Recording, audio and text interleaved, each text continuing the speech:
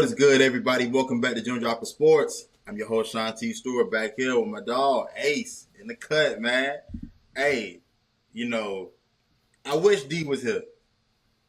I wish D was here because I feel like everybody ain't get. Cause I need him to be a part of this ass whooping. I'm about to have to lay down, bro.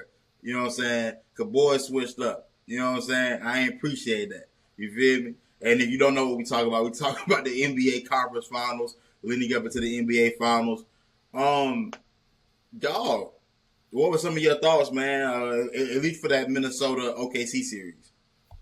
Minnesota OKC. It's just the simple fact that I just thought that Minnesota would just, and I love a good trash talking, dog. I just love good trash talking. I love what Ant was just doing on the games prior, what he did to your Lakers. You know what I'm saying, in LA.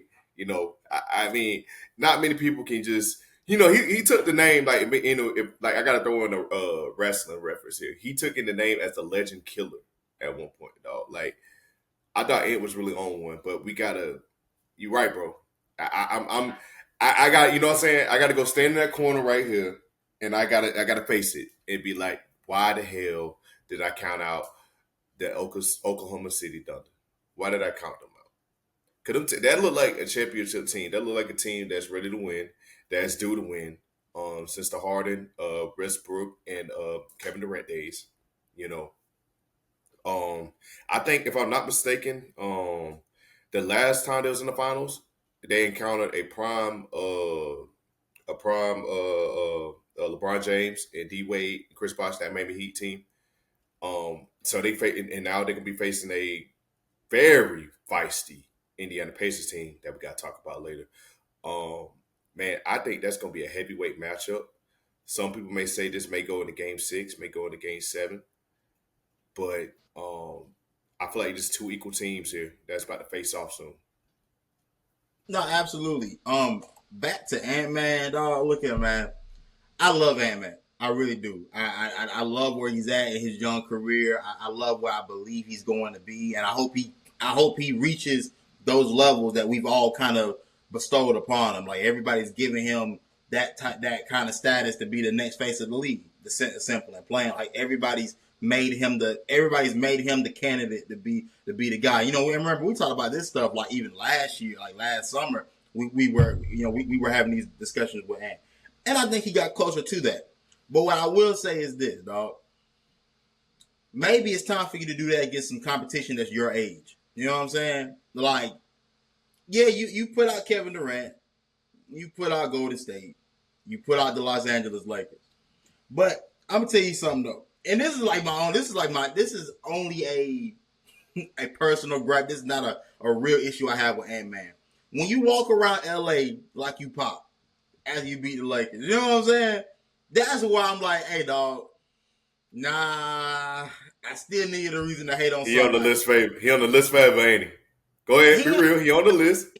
He not on there forever because I really did like. I mean, when I saw the video, I'm like, damn, that's dope. But we got to get you back for that. You know what I'm saying? We don't get to just walk around and we don't get you back for that though. You know what I'm saying? But no, for Ant-Man, it's like I do want to see you play against your peers and be able to elevate. And that's the one question mark. You think about obviously, playing SGA in this conference finals. Then you look at playing Luka Doncic in last year's conference finals. Now, obviously, he got his revenge against Luka this year. But when it was mano a mano, one on one, they still got you. And I don't think that Minnesota team is that far off from where that Dallas team was last year. Overall, I think that you being the best player and their best player, you're clearly below in the pecking order still when it comes down to who's the number one option, who's the best number one option on the court at all times. And there are a lot of questions I have about how Anthony Edwards approached some of these games too as well. I mean, throughout the playoffs, he had a lot of games where he had these slow starts. I think aside from the opening round against the Lakers, he had slow starts in every single game, from the Golden State Warriors series to this Oklahoma City Thunder series. And even in a closeout game, even with your season on the line, he still took a more reserved approach for a guy that talks the way he does and carry himself the way that he does. I was disappointed in that. That's what really, that's what really bothered me. But the one thing I appreciated the media ridicule. And the only reason why I say I appreciated the media ridicule and this kind of for a selfish reason, is because it lets me know that everybody's all in on Anthony Edwards being the guy. And now that he is considered the guy, the pressure's there. Like, so I mean, we all know when Bron would do certain things and make certain plays that everybody didn't feel was worthy of a guy that's the number one option or the face of the league. You know, he got to see the heat for it. I saw a similar heat, not as hot. The kitchen wasn't nearly as hot for him, but I did see a similar heat for Anthony Edwards after that Oklahoma City series, and that's what does excite me about it. But what does worry me is he's at a crossroads now.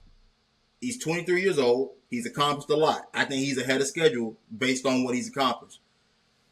But now you got a few different paths here. You know, do you learn from the mistakes and do you get better? Like, do you add more to your game? Do you add like that mid-range part to your game that's got to be there in order for you to be a better version of yourself, or do you stay the same? Do you stay the same, or are you always just a really good basketball player that we gotta possibly take out of certain discussions because you can't get over the top, you can't reach that next step? The issue for Anthony Edwards is that he's done a lot of great things by the age of 23 years old. So the expectation is only for you to be able to continue to grow and accomplish more. So the only expectation that's really going to be on him now is to go win it all. And that's a part of it that there is no telling when he does. And in that meantime of him maybe not winning it now, will people give up on him on the way to, like during that journey? So that's going to be the question for Anthony Edwards now. Like, I got a quick question. Like, how old was LeBron when he came into the league? He was 18 years old? That's what, 2003? Yeah, 18 years old in 2003. 18 years old, 2003. He reached his first finals, 2007. So he was like 22 years old, going on 23 as well. So, by the way, quick history lesson. He lost to the Spurs his first finals. But anyway, and then after 2007, he didn't go back to 2010, first year with the Miami Heat, lost to the so then he had to be every bit of 26 or 27 years old time frame, give or take. Okay, cool. So this is the reason I say that is I don't think this is in the role of Ant. I think this more so, this is a team effort thing. This is a team. The NBA is a team and development type of gig now. You're not going to have a one-man show. You're not going to have a one-man show. Not saying the Timberwolves is a one-man show, because they do have talent there. Julius Randle had flash every now and again. But at the same time, he's going to need a significant sidekick. Steph had his Clay. You know what I'm saying?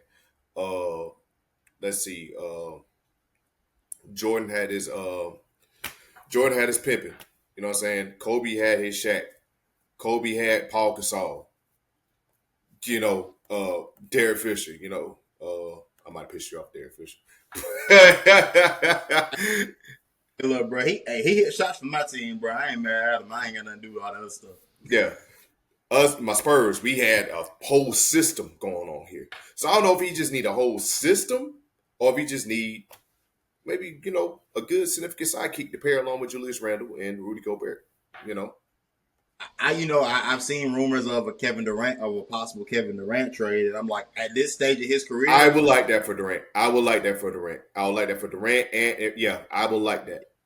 I would too. I think they both need each other right now. I think Kevin Durant would go to a situation, depending on how the rosters would shake out with how much they would have to give up. That would be a situation where clearly Anthony Edwards is the number one guy. Kevin Durant has always been able to fit in with other stars and take a more backseat role, but he's that dynamic scorer that I believe that they just don't have in Minnesota right now. That takes that pressure off of Anthony Edwards to, especially in those crunch time situations, man. And, obviously a better scorer than Julius Randle, one of the best scorers we've seen in the game. So, yeah, I believe those two will help each other out at this point. I don't think anybody could look at that as saying like, oh man, he's ring chasing again. Like, no, I think this is a situation where both of these guys really need each other. Kevin Durant will probably be a big help to helping elevate Anthony Edwards as far as how he sees the game, how he approaches the game. I think having a real OG in the room that can still contribute is a bit different than having a guy like, say, for example, like Mike Conley, who's kind of just teetering on the brink of being a NBA caliber player still.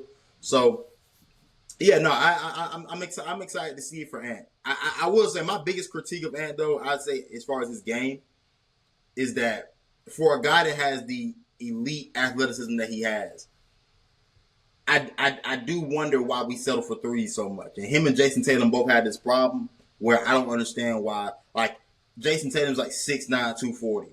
Anthony Edwards, you're about 6'5", 230, and but like you have uber athleticism that you display on a nightly basis.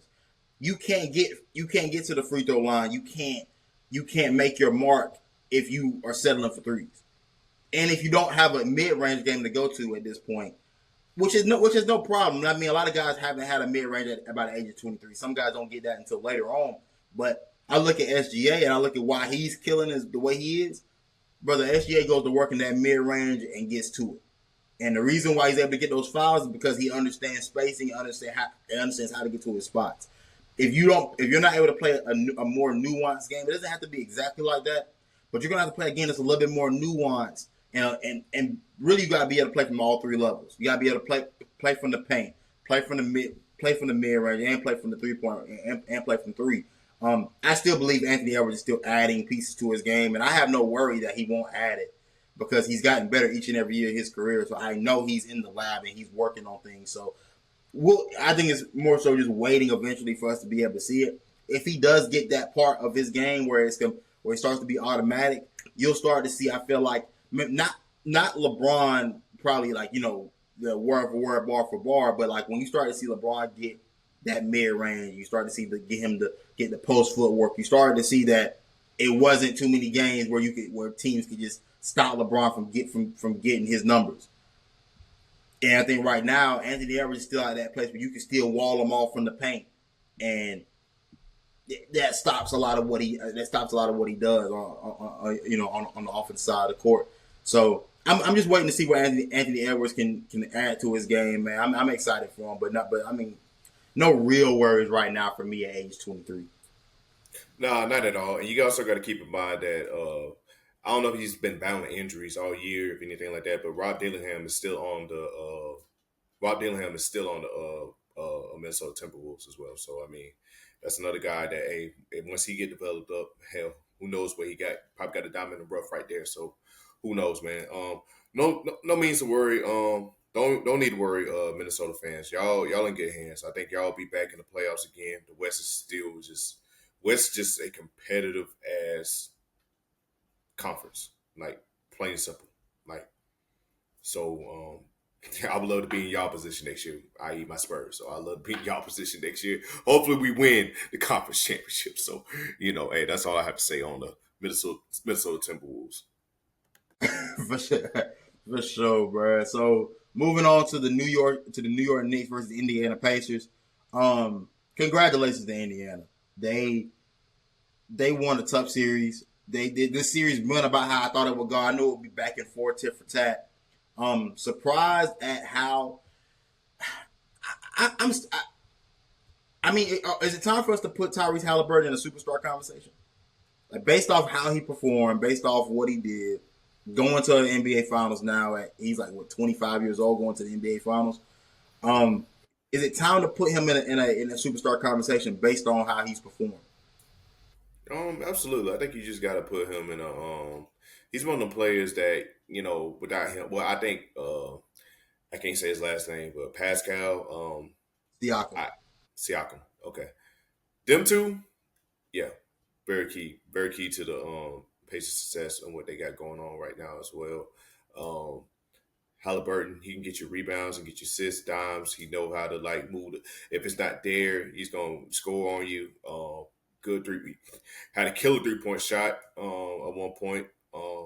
I think he went on a bit of a. I remember last year he went on a bit of a slump, like halfway through the season. But I know before that, he was just killing it. Like Haliburton was on one, great 3-point shot. He was shooting out the gym. So I think Haliburton has tapped into his best element, blocked out outside noise, and yeah, he's in a well-deserved spot. And I think a lot of people are counting the Pacers out, but I think don't sleep on the Pacers, man. Like if they hot, if they get going, they're not gonna miss. I remember seeing I saw the Spurs and Pacers play Wemby's rookie year and everything like that, and just watching that game, like Pacers I saw what they look like when they hot. They don't miss. They can't miss. If that version of the Pacers is like what needs to be is what they're going to need to play against the Thunder. I advise everybody look up that game. I can't remember when I was deployed at the time though, but it was during I want to say December of 23 or something like that. I want to say look up the old Pacers versus Spurs game. That version of the Pacers, if they encounter the Thunder, I'm telling you, they're taking it game 7 easy. That's all I gotta say here. Hey man, you definitely can't sleep on Indiana in the slightest. Tyrese Haliburton does have to enter that superstar conversation. I don't know where I would quite want to place him. I would really need to look at a list of who we all consider superstars and debate about whether I put Tyrese Haliburton there. I knew going into the series that was the question for me, and I think because of how he performed and because of how that team played, he has to be there. He's just different. I think he's more of a throwback in the sense that he's a true point guard. We haven't had one of these in a long time. Be at the top of the game, I feel. I think the last guy I could think of that was like, battling with some of the best will be Chris Paul. Chris Paul is like the last true point that that we've seen at the forefront of a team that's trying to win a championship. So, I mean, like I said, shouts out to Tyrese, man. And like you said, Indiana is a team that they're a team I believed in this entire playoff run. And I picked them against Milwaukee. I picked them against Cleveland. I picked them against New York. I like how they play. I like what they do. It's now you're just meeting up against the polar opposite of that when you play OKC. But I mean, not when I say the polar opposite, I mean it's the fact that they play defense, but they're also a team that can they're also a team that can get to it offensively as well. So this will be a challenge for both teams in terms of play styles and what they're looking to accomplish. But for Indiana's sake, for Indiana, man, I mean the fact that they've been able to play this style of basketball, this running gun style, this frenetic pace type of style with the amount of guys that they use on a nightly basis, and they've been able to get through. They've still been able to get through this playoff run is indeed phenomenal, and this is just a different game. I think this is just a different game now because I mean it feels like there is no need for a big three. I won't say there's no need, but like big threes aren't winning this anymore.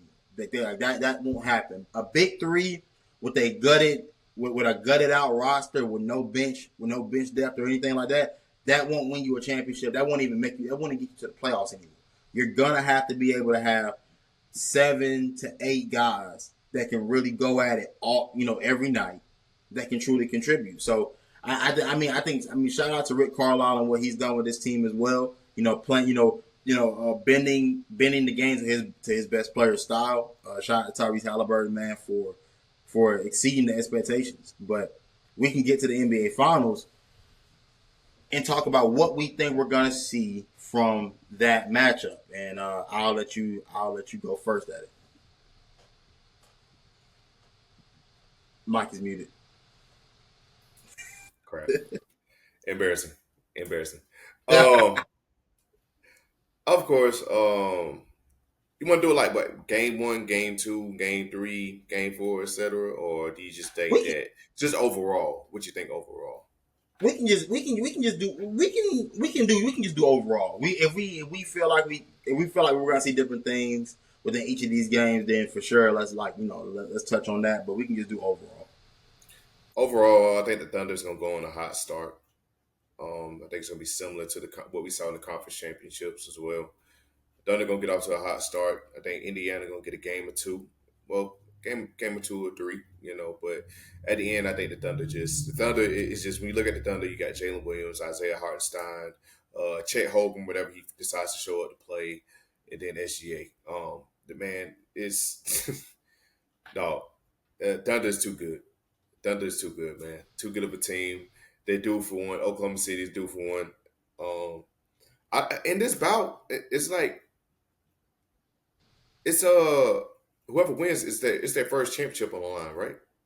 If I'm not mistaken. Yeah, That's, yeah. First championship for either one of these, depending who wins. wow, that's beautiful.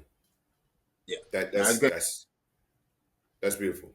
I mean, I can I can hold my rings up 5 times, but I know you can you love you yeah. I ain't got enough. I ain't got enough for the screen to hold, bro. You know what I'm saying? I can't even do it with y'all boys today, bro. But y'all, I mean, yeah, y'all get y'all some of these, man. You know what I'm saying? You know, I'm put 5.5 because your boy, when he was in Miami, want to ruin things, but really Ray Allen, but it's okay, it's all right. The hate still grows. The hate still grows. But yeah, overall, back to it. Overall, yeah. Thunder winning it all, man. I think it's gonna be but I do think it's gonna be a very competitive finals. I'll go on a limb and say I think it's gonna be the highest viewed finals in a long time. Viewership wise, I think a lot of people is gonna tune in for it.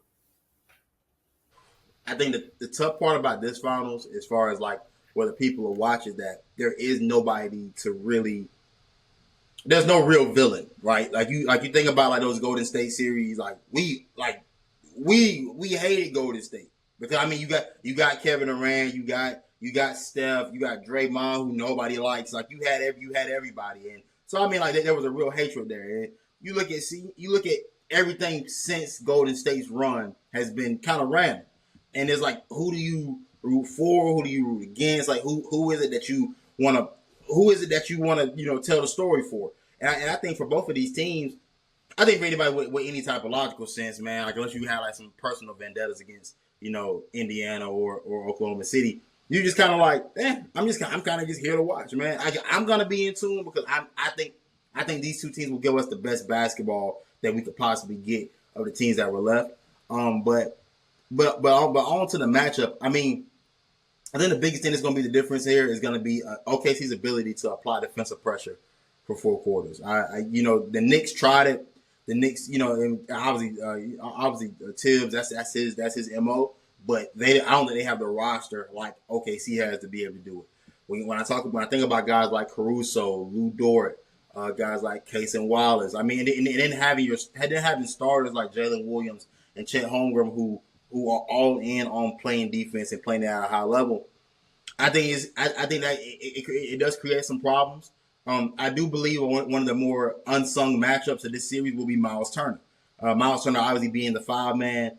How does he play offensively? Is he able to draw Hartenstein out to the perimeter? How does OKC manage that? Do you try to switch up matchups? How do you go about defending Miles Turner if he's on? I think if Miles Turner is on, it does unlock a bit more of what that Indiana offense can be, and obviously with their spacing and everything, and allowing Pascal Siakam to be able to get one-on-one drives to the rim and all of that. This will be a good series. I do believe we'll see a highly competitive series for about. I'm going to go 5 games. I can't see. I just don't see Indiana. I don't see Indiana getting the first 2 games on the road. I see them splitting the series when they go home, and I see OKC finishing out Game 5 back home. Yeah, like it's just gonna be too much, man. And truth be told, because of how bad I've watched Indiana play defensively all playoffs, that's my issue. Because you don't play defense and you can't rebound, and that almost got you against a New York team that I don't think is nearly as offensively equipped as OKC is. Because when I look at Chet Holmgren's growth throughout these playoffs, especially since that Denver series, yeah, he's starting to get that confidence, and you don't have an interior presence that can stop Chet Holmgren from getting to the rack. You know what I'm saying? Then down look at Hartenstein and those boys as well, as far as like what they'll be able to do as rebounders, and you don't have an answer for SGA at all in terms of just purely one-on-one defense. Nobody can. You don't have a marquee defender that can take on that challenge. I guess Aaron Nesmith will draw that matchup, but all in all, I just don't believe there's enough. I just don't believe there's enough for Indiana to hang in there. I believe we'll get some good games. I believe I believe the series will go 5, but I believe throughout the course of that 5, we're gonna get some good games. It's just gonna be in those crunch time moments when you gotta get a stop. Do I believe Indiana has the pieces in order to get those, to win those situations? I just don't believe so. I agree with you, man. Damn, man, game 5 though, it's kind of tough though, dog. That's ah. I don't know, man. I'm a sucker for underdog stories. I feel like everybody's doubting the Pacers, man, and what Haliburton could possibly do, So I'm giving the benefit of the doubt. Indiana fans, I'm giving y'all the benefit. Look, man, I think it's gonna go to game 7. At worst, game 6 for y'all. Okay. Well, game 6, that means what? Game 6, that means it's in that they'll close that I mean, what? At Indiana? yeah, I think that would be dope. I think it's I want to see OKC close it out at home. At home, That of course. that crowd to me deserves to be able to get to get that They confetti have. drop at the crib. They And Indiana too. I mean, mind you, these are two very deserving teams. But I think for OKC, I think for at least for me, right? Like I think being a Lakers fan and their run, their championship window starting with beating my team's ass. You know what I'm saying? And then they also beating your team's ass in order to get to their first finals. I like. I do want to see them get one because I mean, like, dog. I feel like they deserve one.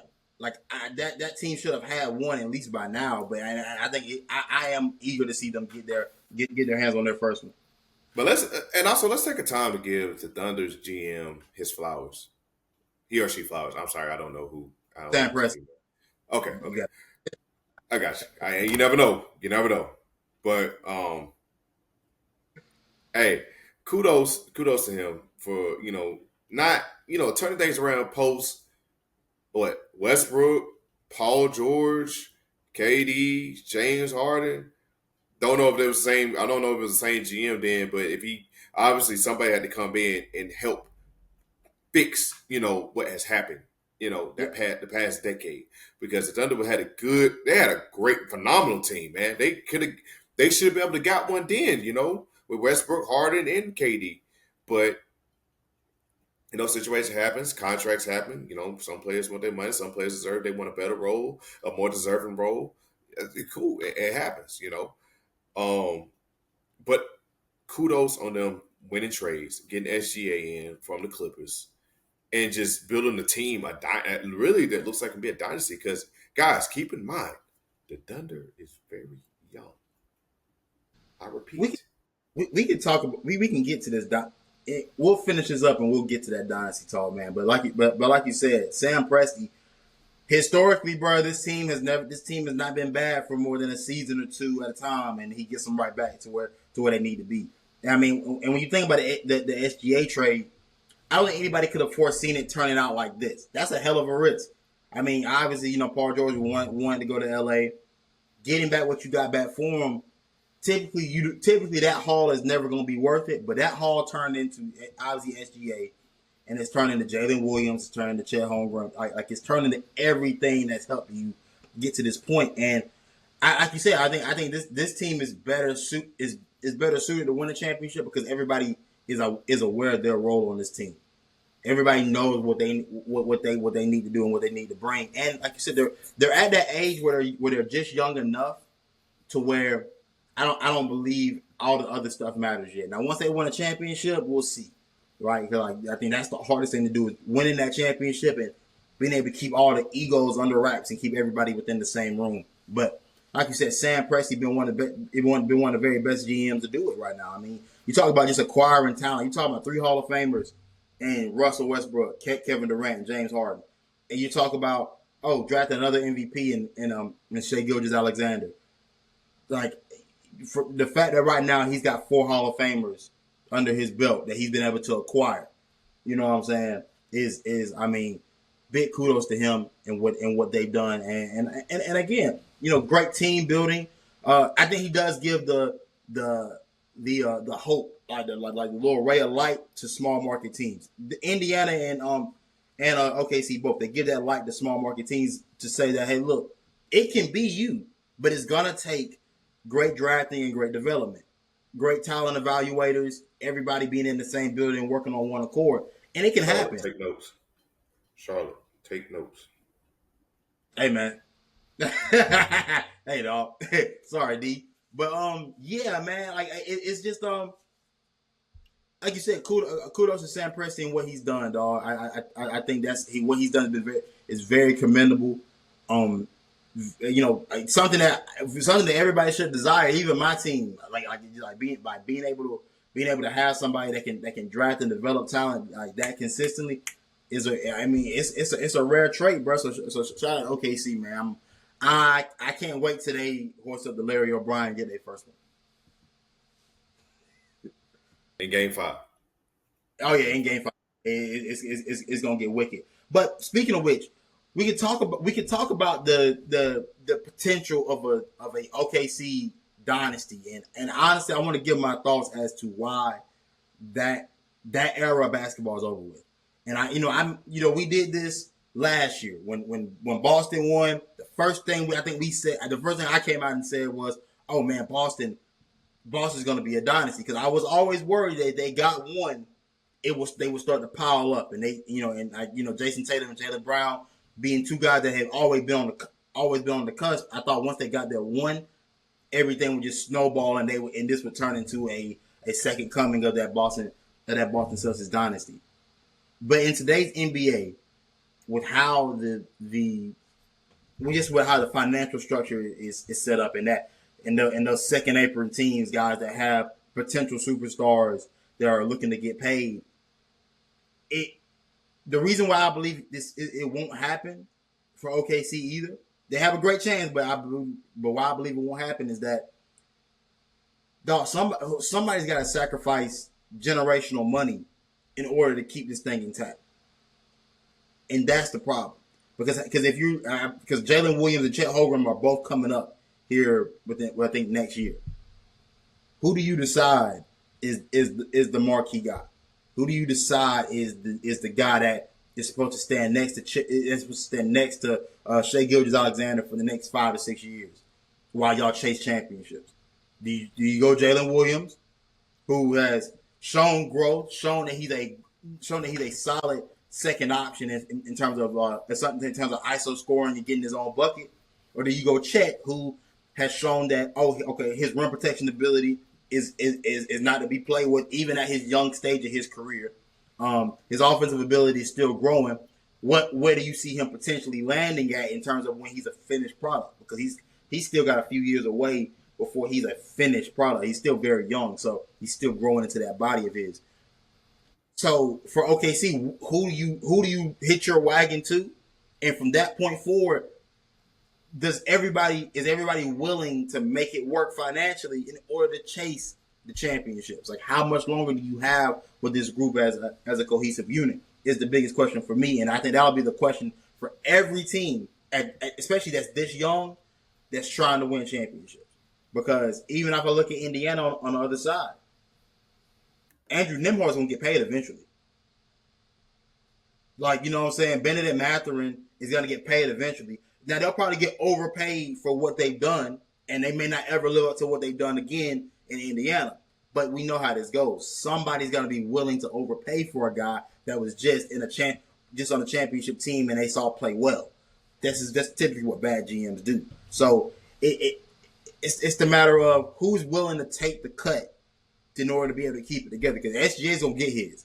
He ain't never going to not get his. So do you sacrifice getting yours in order to put championships first, or do you take the money that you know can help you long term and live with whatever happens? And to answer your question, I think you got to go with Chet on that one, just only because it's hard. It's hard to have anybody that can tag the rim, well, not tag the rim, but can get boards. Not any player can just do that, man.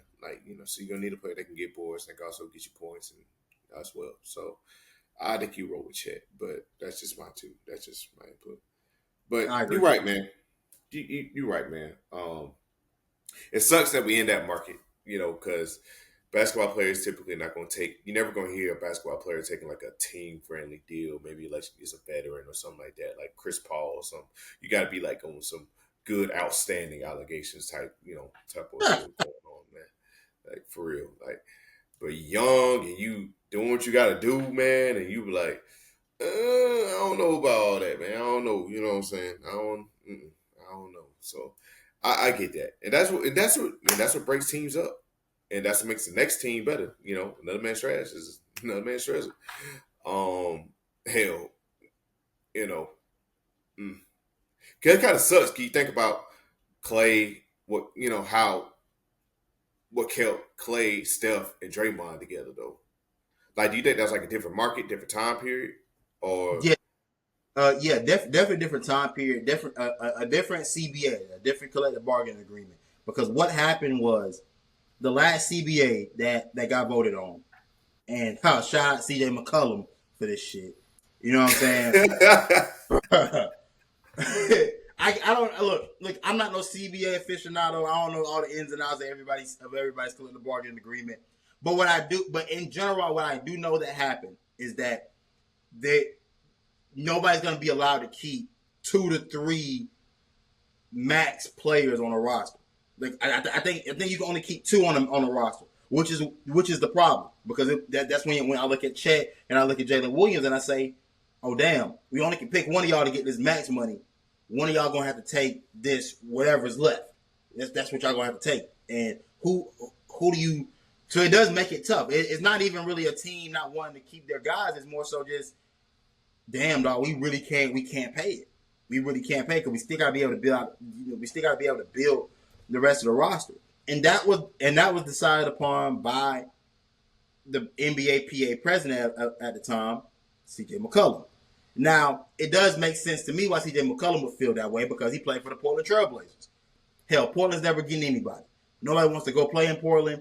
If you ain't drafted to Portland, that's the only way you're gonna be a damn Trailblazer, is if you get drafted and they have your rights. That's it. And so I feel like he was fighting for the small market teams when that decision was made and when they agreed upon that. But in turn, it sacrificed the NBA dynasty as we know it, because there is no San Antonio. Now in San Antonio, y'all had guys that took pay cuts every which way. Tim Duncan, for being one of those guys that took hella pay cuts in order to make sure that team could stay together. You know what I'm saying? But you look at Golden State, they would have never existed as we currently know them. You look at Miami during the Heatles days, like that team would have never existed. A lot of teams that we know that attempted to come together to win championships would have never existed based on this current structure of the NBA salary cap and whatnot. So yeah, no, the NBA dynasty has been sacrificed due to the CBA. And if you get one championship, if you're a team that has a chance to win a championship, go all in on it. This ain't back in the day. You ain't gonna get you may not get a second chance. Now somebody will eventually. Somebody will break through and do it back to back. But as of right now, that ain't happening. It's tough to keep these rosters together. It's much like the NFL, where it's hard to keep your core group of guys in one place for more than a season. So if you got a chance to go cash in and go get one, cash in and get one. Because I don't feel bad about my Lakers only getting one, because who else has been back to a finals that won one? Teams haven't even gone back to the finals since either winning or losing. So since I think since 2020, nobody's even gone back to to make an appearance. So yeah, man, go all in on getting yours if you got a chance to. Yeah, exactly, man. I got nothing to say on that. Just by saying, yeah, want to get your guy? If your guy's right there, buy him, sacrifice it. Hell, I'm curious on what we gonna sacrifice. My Spurs gonna sacrifice to try to get the first round pick this year from the Dallas. Look though, I was talking to it with the homie at work, and I'm like, dog, like I think you gotta make the trade to go get Giannis, because it's gonna be the best time financially with Wemby to go do it. It's the last best time for Giannis to be able to ring chase, because he won't have many years. I don't know how many. Eventually, you'll phase out. Eventually, your game and won't be as strong anymore. And when that happens, all right, what does that look like for you at that point? Giannis is still playing at a peak level. I think you got to pair that up with a young, aspiring Wemby who is still growing and getting better rapidly each and every year that he plays. You got to do it. Now, the issue is, what are you willing to sacrifice? And what you would have to sacrifice, to me, the only realistic way you could get this done, because if I'm Milwaukee, I'm not leaving without him. It's Stephon Castle got to come on with me. And I get it. I get it. That's a young piece that showed great promise this year. I thought, did he win Rookie of the Year? Or did somebody else win? Yes, he did. Yes. So you got Rookie of the Years. I understand you would want to keep that in the building. But just to be realistic, if you were gonna give Milwaukee something that you thought was of equal value, I think the Rookie of the Year for a 2-time MVP, NBA champion would equate. I think it would. I think at that point, because you got to ask yourself this: do you believe Stephon Castle is gonna ever be better than what Giannis is currently, or what Giannis has ever been? Nah, cause two different positions, but it's just positions. But like even at his position, do you think he could ever be as good as what Giannis is at his position? No. I mean, nah. Okay, Castle don't got a ring yet. But I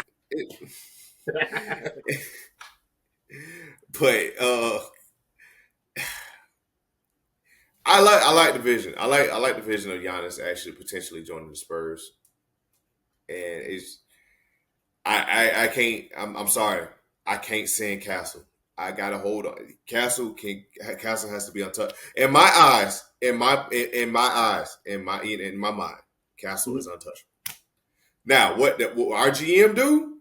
Who knows? Because we've seen crazy shit. I mean, crazy stuff happen. I.e., the Mavs GM. But it's looking like he's having the last laugh here. Now, I'm not saying Castle is big as Luka or nothing like that. It's just I see hella potential in Stephon Castle. Like, his game is crazy. We talked about this last year. The addition of Chris Paul, it has benefited Stephon Castle a lot. Like, a lot. You can see it in this game. Hey, look, and this is why, and I don't want to sidetrack. I want to make sure we stay on this conversation about your Spurs, but to talk about Chris Paul for a second, dog, Chris Paul is, there is no debating to me that Chris Paul is a top 5 point guard ever, because I've never seen a guy that instantly makes everybody better that he touches. I look at what Blake Griffin went to in his career once Chris Paul got there. The ascension was crazy. I look at what even happened. Look at what happened with Devin Booker. The ascension was crazy. I thought that what he did for that Houston team, he didn't necessarily make James Harden better, but I thought how he played at that stage of his career against those Golden State teams that were, that we consider some of the greatest of all time. Chris Paul was still going toe to toe with those teams. You know what I'm saying? And I look at what he did for Oklahoma City. He was a part of SGA and that team making those pushes. They made the playoffs in the bubble. They took Houston to like a 7. I think it took Houston to 7 games. At that point, he took a James Harden Houston team to 7 games. And I think seeing what SGA has done since then has, just to me further proves how important Chris Paul has been to this league in terms of helping young players ascend and find that next stage of their career. And hence why teams are always looking to, inquire about his services. Because I mean, if he's nothing else, he can push you to he can make somebody around you better. And if that's all he can provide, dog, that's still a hell of a valuable trait. But I just wanted to get that out there before we kept going. Yeah, shout out to Chris Paul. But yeah, back to the Spurs. It's just I think we just need Cooper Flag. That's what we need. Well, you okay? Well, I know the dream gone. It's on. Okay, yeah, it's over. Dylan Harper. I mean, they're saying Dylan Harper. Like they're saying, y'all boys are going with Dylan Harper, and then you're gonna place him on the bench, which obviously makes sense because consider who. I mean, you'll have De'Aaron Fox, Stephon Castle, Victor Wembanyama, and Harrison Barnes. I think. Harrison Barnes. Like I mean, you're solid. You're solid. I just think that team.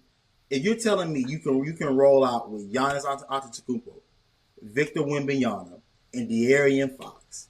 That's gonna give you your best chance to win a championship. Now it's a risk, and I understand why not wanting to give us Stephon Castle is the first thing is the first thing on the docket for y'all boys. But your championship opens right there on the spot. And do you believe Wemby's good enough to ascend and catch up? Because that's essentially who you be waiting on. You're waiting on a 7'5" generational player that has a handle, that has a fadeaway game. It's got every single facet of his game that you should not have at 7'5", you damn alien. You know what I'm saying? You shouldn't have those things. You know what I'm saying? Do you want to go in on winning a championship right now during his rookie contract when it's the most financially feasible for y'all to be able to facilitate that? That's where the question. Yes, because whoever Wemby asks once that rookie contract is over, it's gonna break San Antonio in fucking half. I can tell you that now. that first Wemby deal is going to shake the NBA's core. Yes, like you're gonna feel the earth rumbling. Like it's, aliens gonna come for real. Everything around. That. Yeah, man. But, shoot, bro. All right.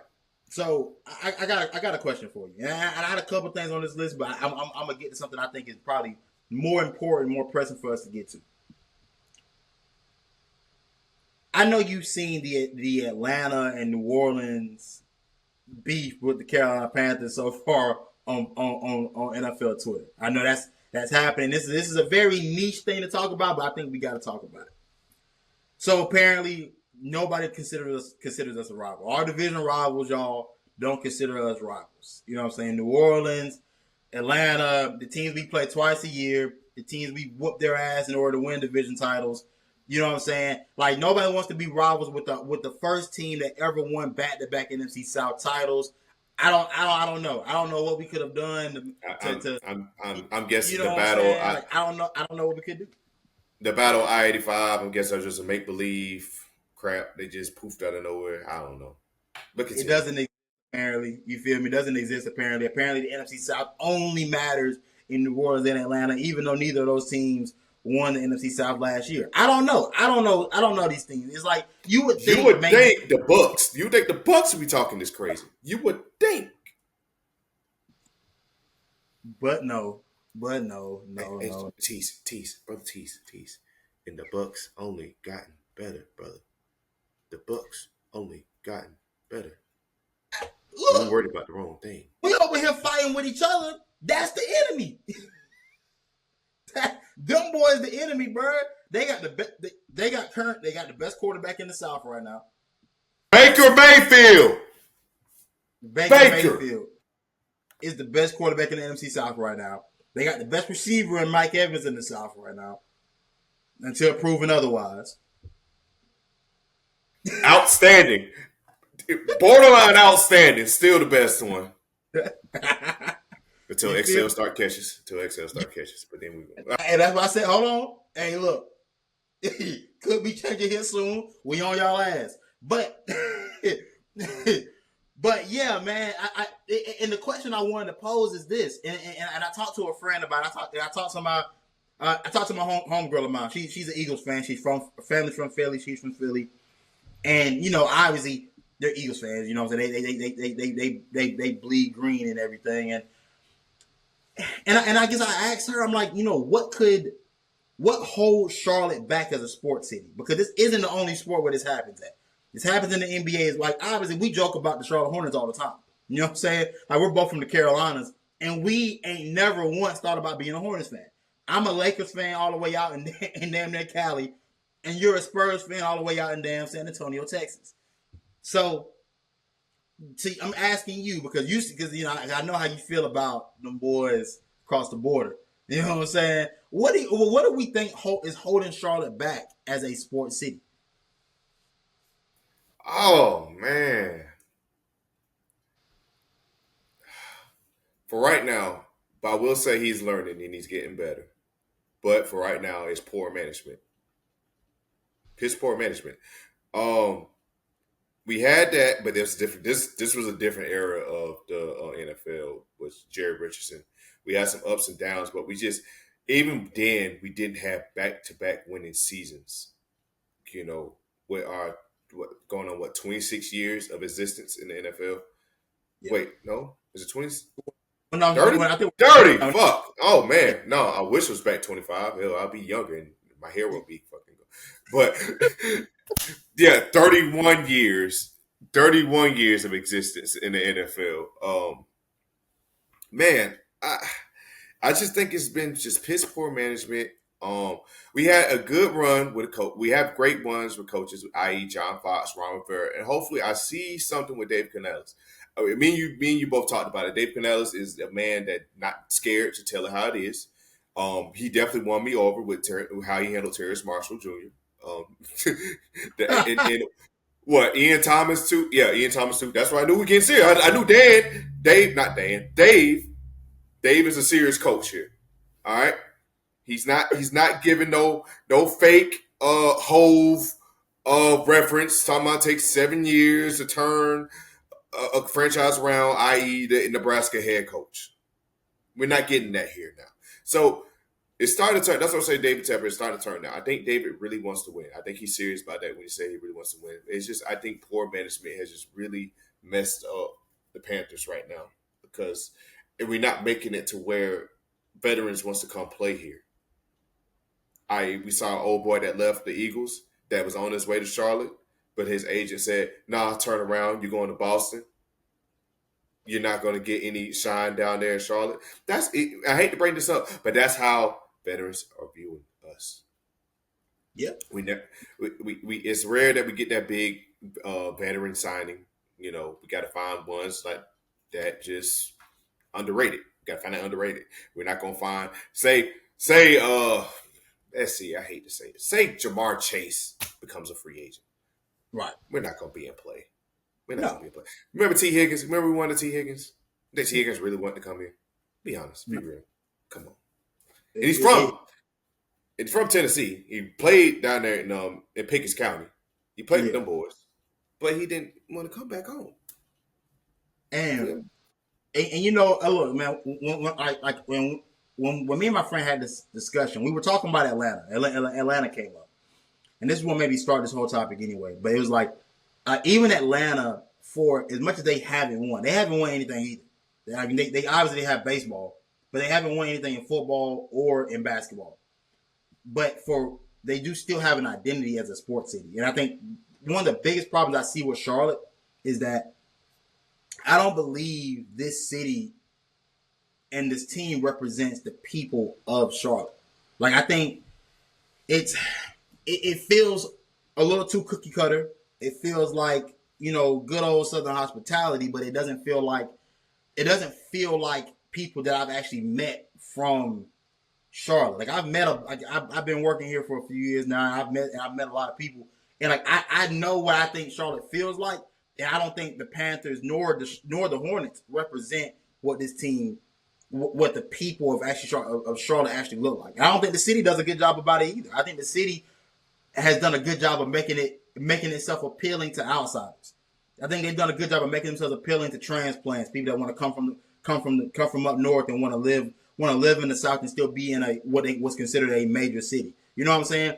I think it's made to be comfortable for those people, but I don't think it's made in the image of the actual citizens itself. Like, whereas Atlanta still has this identity of this is Atlanta, and you know what? And the identity I'm talking about, you feel it because you see the celebrities that are there. You see the people that are from there.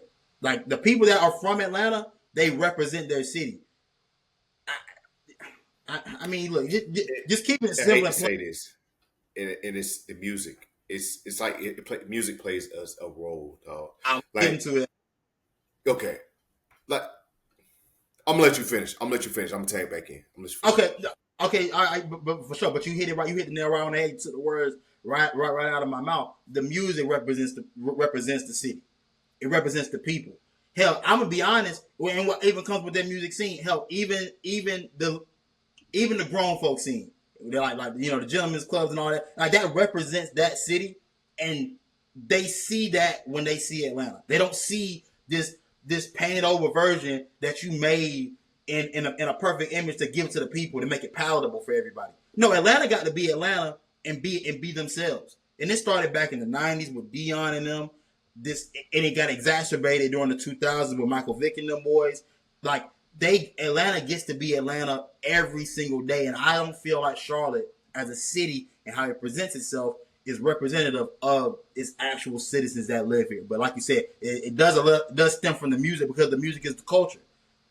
And what culture do you have in Charlotte that you can hang your hat on and say, hey, this is ours. This is what we do. This is what represents us. And I think that's really where you see the problem at. Like, I remember 2023. I was at Bryce Young's first game and second game. Week 1, we was in Atlanta. Then week 2 was back home, played a Monday Night Football game against the Saints. The difference is, it's just the culture and the vibe, man. It was so, dog, I hate to say it. Like, it pains me to say this, bro. Mercedes-Benz Stadium was a vibe the whole time because they had the crew. Fuck, I hate that I can't remember the group name, but Swag Surf, they performed. Yeah, they legit performed. Jeezy did a halftime performance. Ludacris popped up. They had a lineup. Yeah.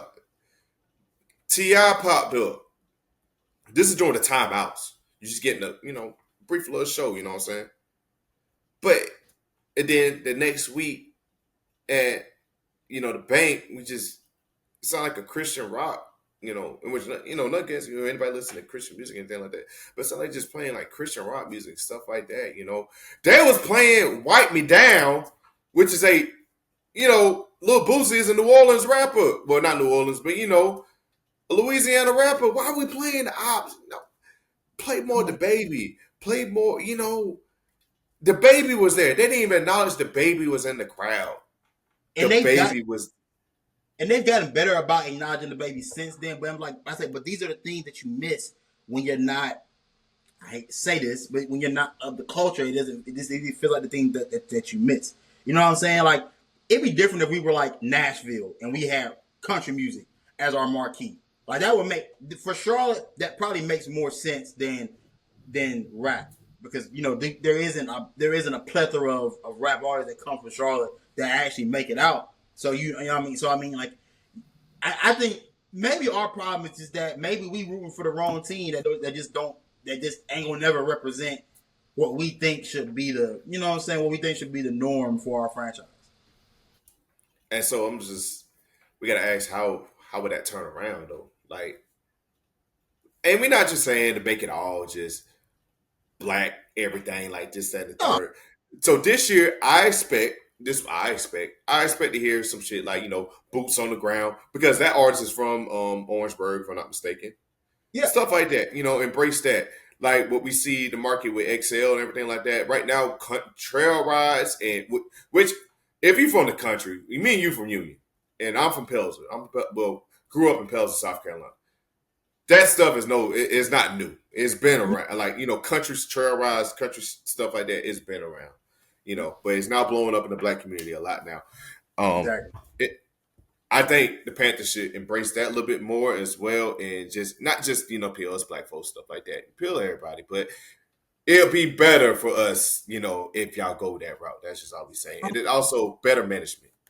Exactly. Like you said, that there are things about this team and about the players from this area. Like you said, like y'all have used XL all summer. I've seen XL all damn summer. So much so that I think XL's a damn industry plan at this point. With as much as I've seen XL everywhere. You know what I'm saying? Like you said, use that culture. That culture that he comes from is from South Carolina. It would take y'all having to acknowledge the other side of the border, but you know what I'm saying? Like, yeah. The better side, the more talented side, the side that y'all players come to. Yeah. Hey, man. That side. You feel me? Yeah. That side. You feel me? Sorry. You feel me? I had to get that out. Man. You know what I'm saying? I know my dog been waiting to get that one off his chest, bro. You feel me? But yeah, man, I But I think you nailed it perfectly though. I think acknowledging at least acknowledging the things that have been going on lately within the culture, within the states of South Carolina and North Carolina, and embracing it. Actually embracing what that looks like and what that means. And honest to God, man, like we gotta get these boys culture, dog. We got like the people that are not from the Carolinas. We got to bring them up to speed as to what it's actually like to be in the Carolinas. And I think the best thing we can do is we gotta wear that with a little bit more pride too, as far as making sure that the things that we grew up on, the things that we seen, are pushed to the forefront, and that those things aren't forgotten. So everybody isn't just looking for whatever's hot that's out here, you know what I'm saying, to represent them when that's not even what we're about. But I don't know if you got anything else, but I Oh man, I'm good, man. Nice catching up, man, and just best of luck to what's gonna happen in the NBA Finals. yep. Also, my Gamecock fans, keep an eye on what Beam is doing in the kitchen because he is cooking. Man, look, filet mignons. He is cooking. He's cooking the steak just right. He ain't cooking it all the way through. He leaving some blood in the middle. He wants you to taste the season. He wants you to taste it. Yeah. You know what I'm saying? He you know what I'm saying? He whipping it up, the chicken, you know what I'm saying? The right way. You know. Yeah. So Gamecock fans, it's gonna get spooky real soon. Hey man, I'm gonna say I wanted to say this during the episode, bro, but I'm gonna say it here. You know, when we talked about Ant as far as being the face of the league, I'm gonna tell y'all something. The face of the league to me needs to be Shai Gilgeous-Alexander, and for this reason alone. When I saw the cut up of the Shai highlights and the Kobe highlights side by side, same way they did it with Jordan, and I'm like, dog, like he's already got it. He's got the mentality. He's got the personality that I think is, but it's a cool, calm, and collected personality. He's one of the best young leaders I think we got in the game. He's a guy that I think I want to hitch my wagon to and say, hey, look, send him to the moon. Now, obviously, he's not signed by Nike, so we'll never see it. You feel me? But if I'm talking about a guy that to me can be the face, I know people say foreign players can't represent this league. Yeah, I understand that when you talk about Luka, you talk about Giannis, you talk about Joker. But Shai is only from Canada. And I'm going to say this, and I'm going to get up out of here. If Drake can be the face of hip-hop and the face of music for damn near 20 years, and he's from across He's the border. He's still the face. He's still the GOAT. SGA can for damn sure be the face of the NBA. Because how you let it running downhill and he ain't from around here. You feel me? Hey, shout out OVO, man. This has been Jim. This is my co-host A. Smith, and